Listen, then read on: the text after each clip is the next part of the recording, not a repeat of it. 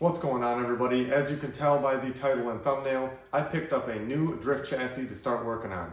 So I'm going to give you guys a quick look at what we're going to be working with.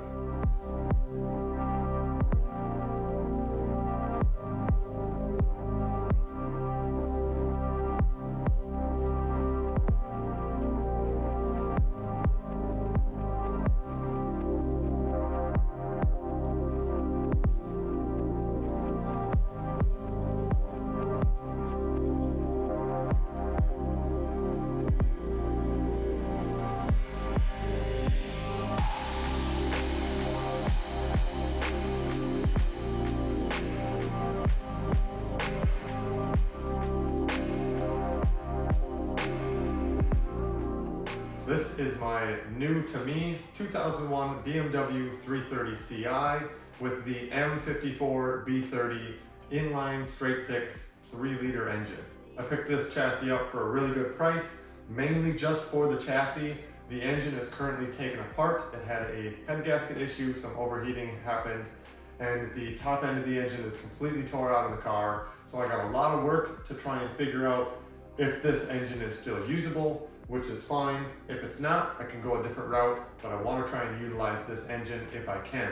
It's got a manual transmission already in it, plus some other goodies underneath. It is badged with DINN or DINN, however you want to pronounce that. So there are some aftermarket or OEM plus style upgrades to the vehicle already. There's a different suspension. There's also a full exhaust from the header back that's kind of unique and something different that you don't normally find on BMWs. So as you could see from the quick inside clips when I panned through here, the interior is no good. I'm going to be taking all of this stuff out anyways. I'm planning to do a full FD Pro-Am Pro Spec build on this with a full cage and basically full race interior. None of this is going to stay in the car. All of the door cards and stuff are going to come out as well. Motorized seats are heavy. We're getting those out of here. We got to put a race spec or FIA certified halo seat in here, full harness and everything. Everything on the dash will come out of here. Not sure what I'm gonna do with the sunroof, if I'm gonna keep the sunroof in it or if I'm gonna try and take the glass out and like seal up the roof. I should be able to do that if I got some thin steel and like basically seal that all off if I want to. Otherwise, we'll probably keep it for now. There's also all this paint and stuff on the top. It's like really faded and ishy. Gonna sand this off. I'm kind of debating whether or not I want to do like a full wrap or a full paint job on this. Not entirely sure yet. That's gonna be way down the line, not even close to doing anything with paint yet. We're basically gonna start off with stripping the complete chassis all the way down to the bare bones and do a full refresh on this and a full build. This is gonna be completely Pro-Am Pro Spec style build so that basically I can take this car anywhere to any event and it will be legal. So with that being said, with a Pro-Am Pro Spec style car or build, there is a lot of rules that you have to follow. There's a huge rule book that I'm going to be going through and basically setting up the car according to those rules. When you set up a car like that, you can actually take this car basically anywhere in the United States and it's legal for almost, or if not any and all events. So that's the main goal, is to be able to drive this anywhere, anytime, at any event. We're gonna keep the stock drivetrain like the ZF Trans and a stock diff so that you can still drive in stuff like the 5K shootout and some of the like the gambler events in E-Town way up in New Jersey, some other events and stuff down south and over to the West Coast. So like we wanna make this car so you can drive it literally anywhere, any track, any event. With this type of a build, this will take time to do. This isn't gonna be ready this year in 2025. It might not even be completed and fully ready next year in 2026. We'll kind of see how far we can get. If I can get the engine to work and I don't have to do a ton of maintenance and stuff or like a full rebuild on it, we'll see what we can do with naturally aspirated, and then we'll probably end up going the turbo route. Supercharging is a thing with BMWs, but it can be pretty costly, and I honestly would rather see a turbo be put on this car anyways. You can get a little bit better power delivery with that. There's no parasitic drag from a supercharger. But that, again, that's farther down the road. Car's not even running right now, and I'll show you guys that real quick. So this car had been sitting for quite some time, and when I purchased it, there was antifreeze sitting in the 4 center cylinders, so there is some surface rust in there. I tried to vacuum it out and mop it out the best I could with a rag. I am gonna be tearing this engine completely down so that I can clean up the cylinders. It's just really light surface rust, so I hope I don't have to do anything super crazy. Otherwise, I'll potentially end up bringing it to an engine shop or a machine shop and get it like fully honed out and ready for like a more professional style build. You know, my goal for this isn't just to be a grassroots style car at like 300 to 400 horse. My goal power level for this at the end of the day is going to be pushing 700 horse, like 700 horse capable, not that it's going to be living at 700 horse. I'd like to be able to build it to do that, like 750, and then kind of have it living around that 450, 500 for the majority of tracks. When you go to a bigger track, I'd still be able to turn it up to run some of the long layouts and stuff in a higher gear. That's kind of just what we want to do, build this reliable pistons, rods, you know, spin balance the crank so it can spin really high, lightweight flywheel so it's very responsive with the turbo, you know, basically a full build on this thing. So it is going to get torn down. I bought a nice new engine hoist and a stand so I can pull this all the way out, tear it all the way down. We're basically halfway tore down to a bare block anyways.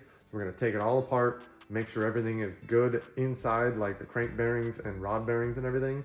We want to make sure everything's solid before we try and shove too much money into this and make this a crazy built engine. I had mentioned that Denon exhaust. Pretty sure this is aftermarket header setup. So I want to say it's equal length. So it's stainless, nice looking quality headers. And then all the way back down to the axle back exhaust, which is also a Denon muffler. Now that kind of exhaust system can be pretty costly. So if I end up using it, great. If I don't end up using it, I probably could sell it and get a little money for it to put towards, you know, engine parts and other things that I need for this engine, because it's going to be a pretty expensive build. So it's going to take a lot of time because of that. I'm not just going to dump all this in right away. It's going to be, you know, one piece at a time, starting off with stripping everything down and doing a full cage. We want to start with safety and then go on to any power upgrades and any other mods after that. So my main thing when I was looking for a chassis like this was, is it going to be a clean chassis? Are the frame rails going to be straight? Did it seem like it had any type of damage or impact? Everything in the engine bay and under the car that I can tell so far is straight and clean. So we shouldn't have to worry about any weird, you know, twisting and chassis stuff.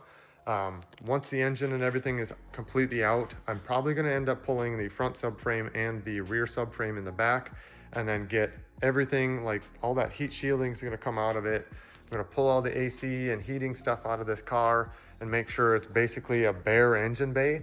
And then we're going to strip paint off, stitch weld basically as much as we can and what's legal to be able to stitch weld for a Pro-Am style build, and make sure everything in the engine bay and in the back is all solid so we don't have any tearing or weird chassis things happening, and everything can be really stiff and set up for a really good competitive chassis. We'll just focus on tearing this car down in the upcoming videos. I also got a couple other things that I got to do with the Miata and the truck to continue for this season. We got a couple more events. I'm going to continue running that Miata. It's not just going to go away. The Miata is going to be like my main car for right now still. And then once the BMW is built, it's basically going to be like my drift missile and something that my wife can potentially drive if she chooses to. Now, when we look at what's been taken apart so far, all of this stuff was contained in the car. So like everything looks relatively in place. Like I'm pretty sure all the hardware is there. Everything was contained in a box. You know, you got your head studs and stuff. Found a 10mm inside the car. You never know, you might need that sometime. I believe this is all the Vanos stuff, and then, you know, your timing gears and the Vanos control stuff. So we got everything that we need there for, you know, the buckets and stuff for the cams. Now my only concern with the cams too, I think if we can zoom in here, there's a little bit of a gouge or scarring here, and then on this one as well, quite a bit. So I'm not sure if these cams are any good or if they're going to be shot. So I mean, the end goal with this car and power level, I'm probably gonna get different cams anyways, so that's not too concerning to me. I do, however, wanna try and get this car or the engine put back together and make sure that I can get it to run before I fully tear it all the way back down later on to do like full pistons and rods. Now, with that rust in the cylinders, I do have to technically take that all apart and at least do like a basic hone and make sure the cylinders are clean. I'm not gonna just try and put it together and run it with rusty cylinder walls. That's never good. You shouldn't do that. That's can just cause damage really worse than what you ever want in an engine. So we're gonna make sure that's all clean and then put it together with stock components and stock parts just to make sure that the engine is good and it runs and there's not some weird crazy problems that I don't know about with the rest of the engine system. So I'm not going to take all the valves out or the valve springs. Everything is still in place for that. It's just basically the cams are out of it and the head's obviously out of the car. So we'll kind of go step by step. I bought 2 manuals, a Haynes and a Chilton, just so I can cross-reference both of those so I can make sure this stuff gets put back together correctly when that time comes. So that's gonna do it for this video. I'm not trying to make it a super lengthy video. Just wanna show you guys the car in its full form. I did put out that short as like a teaser video, but this is the full car, the full chassis, and give you guys just a basic rundown on what my plans are for the car. So if you haven't yet subscribed, hit that subscribe button. There's gonna be a ton of content coming out for this car. If you guys have any tips and tricks with BMWs that I might not be aware of, drop a comment down below. That's gonna wrap it up for today. Thanks for watching. Stay tuned for all the new content coming up.